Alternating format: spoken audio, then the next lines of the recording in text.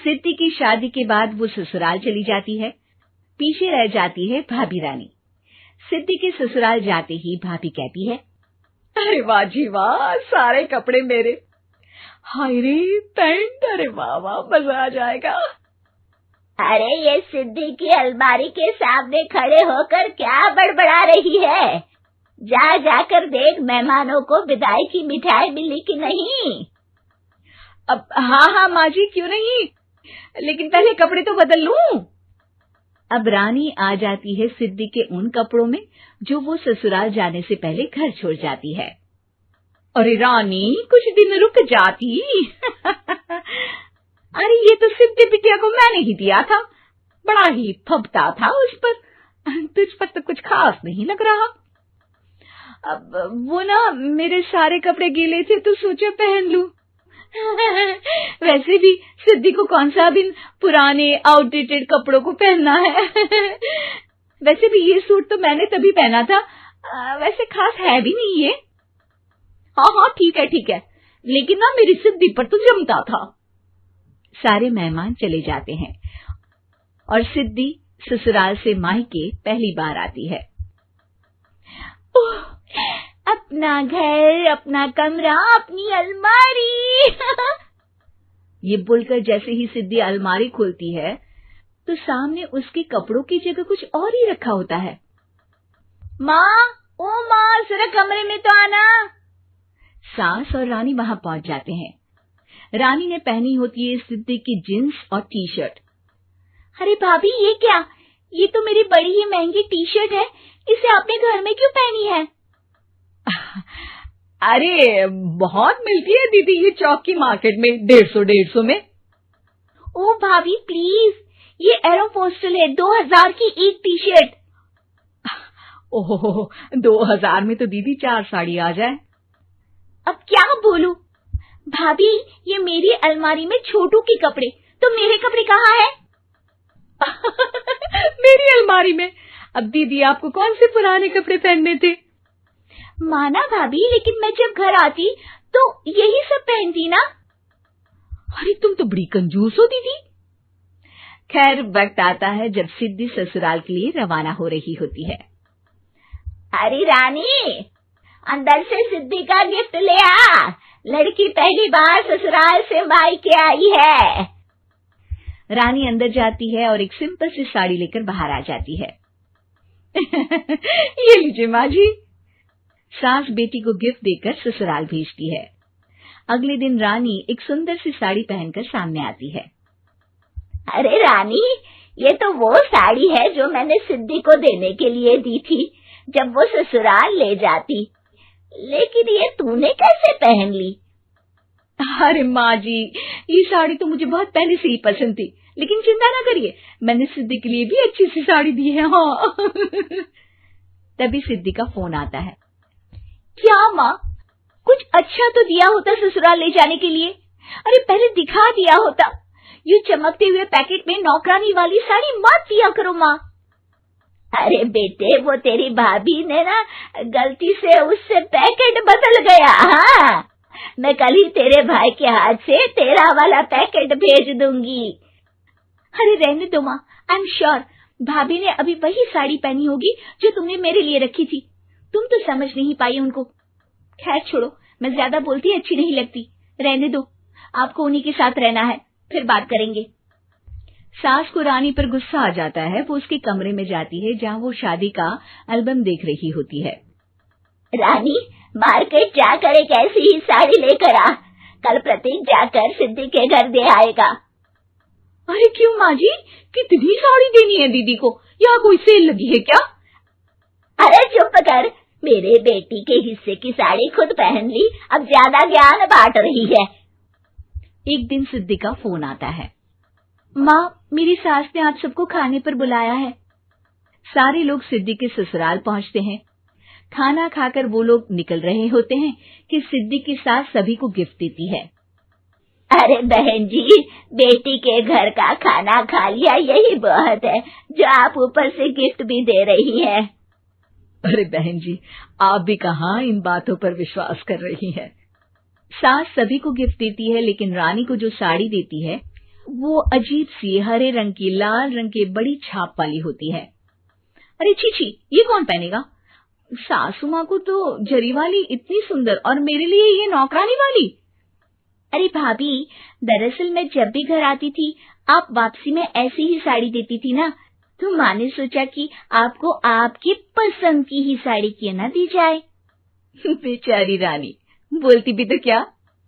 सिद्धि और सास रानी का चेहरा देखकर हंसने लगती है, तो रानी समझ जाती है कि अपने ही बिछाए जाल में वो फंस चुकी है। रीना एक मध्यम परिवार की लड़की थी, लेकिन उसकी भाभी शिवानी एक बड़े घर की बेटी। शिवानी की शादी अभिषेक से लव मैरिज थी। अरे भाभी, ये कितना अच्छा सूट पहना है आपने, काश ऐसा मैं भी पहन पाती। अरे क्यों नहीं रीना, वैसे भी तुम्हारा और मेरा नाम तो एक ही है, जब मन करे पहन लेना। भाभी, आपको आपके पापा ने कितने अच्छे कपड़े गहने दिए हैं। मैं उनकी इकलौती बेटी जो हूँ। बेटी तो मैं भी इकलौती हूँ, लेकिन क्या करे, पापा है नहीं, पता नहीं कैसे होगी मेरी शादी। तभी वहाँ शिवानी की सास आ जाती है। अरे क्यों नहीं करेगा भाई तेरी शादी धूमधाम से, आखिर जिम्मेदारी है तो उसकी। और वो दिन भी आ जाता है जब रीना की शादी तय हो जाती है। अभिषेक, क्या हुआ? आप इतने परेशान तो कभी नहीं दिखे, कोई बात है तो बताइए मुझे। अरे शिवानी, वैसे तो शादी का सारा इंतजाम हो गया है, लेकिन गहनों का रेट तो आसमान छू रहा है। कैसे क्या करूं, कुछ समझ में ही नहीं आ रहा। थोड़ी देर में शिवानी अपने पूरे गहने अभिषेक के सामने रख देती है। ये लीजिए, गहनों का इंतजाम भी हो गया। अरे नहीं शिवानी, मैं ये गहने किसी हालत में भी नहीं ले सकता। ये तुम्हारे पिता ने तुम्हें दिया था, और तुम हो कि। तभी वहां सास आ जाती है।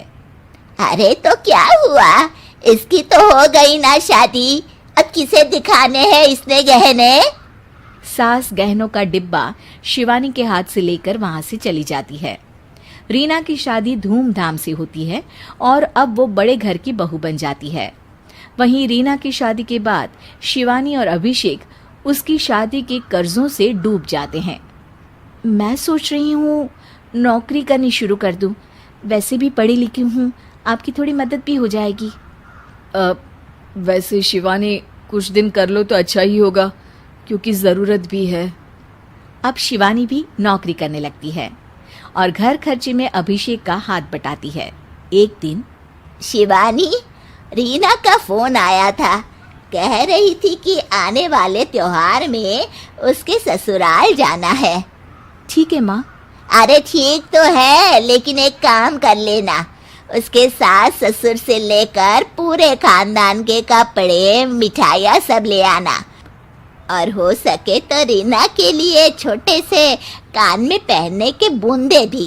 और क्या है ना, शादी में उसे सारी बड़ी बड़ी कान की ज्वेलरी दी थी, घर में पहनने के लिए तो उसके पास कुछ भी नहीं है। शिवानी सोच में पड़ जाती है कि वो क्या करे, क्योंकि कर्जों और घर के खर्चों के बाद तो पैसे बचते ही नहीं थे। शिवानी फिर अपने पिता को फोन करती है और उनसे पैसे मांगती है। देखो शिवानी, मैंने तुम्हें शादी के वक्त ही मना किया था कि ऐसे घर में शादी करनी ही नहीं चाहिए। अरे अभिषेक को शर्म आनी चाहिए जो ससुराल से पैसे मंगवा रहा है। शिवानी को पिता की बात पर गुस्सा आ जाता है। आप मेरे पिताजी हैं और मैं परेशान थी इसलिए आपसे मदद की उम्मीद की पापा। अभिषेक को तो पता भी नहीं है कि मैंने आपसे पैसे मांगे हैं। शिवानी सोचती है कि वो अभिषेक से बात करे, लेकिन फिर उसे लगता है कि वो टेंशन ले लेगा। तभी शिवानी की नजर हाथ के कंगन पर पड़ती है, सीधे बाजार जाती है और उसे बेचकर ननद के घर ले जाने का सारा सामान लेकर आती है और सास के सामने रख देती है। हाँ ठीक है, लेकिन फल थोड़े और अच्छी क्वालिटी के होने चाहिए थे। शिवानी कुछ नहीं कहती, वहां से चली जाती है। एक दिन शिवानी, रीना का फोन आया था, बहुत रो रही थी। क्यों माँ, क्या हुआ? सब ठीक तो है ना उसके ससुराल में? अरे तूने तो उसकी नाक ही कटवा दी। अब मैंने क्या कर दिया माँ? कह रही थी कि बड़े घर की बहू है भाभी, जो कपड़े दिए वो ब्रांडेड भी नहीं थे। तू तो जानती है ना उन लोगों का पहनावा कितना अच्छा है। तू तो मेरी बेटी का भला कभी सोचती नहीं। हाय भगवान, अरे बड़े घर की बहू है, इसी बात की जलन है ना तुझे। लेकिन याद रख, मेरी बेटी का सोचने के लिए भगवान है।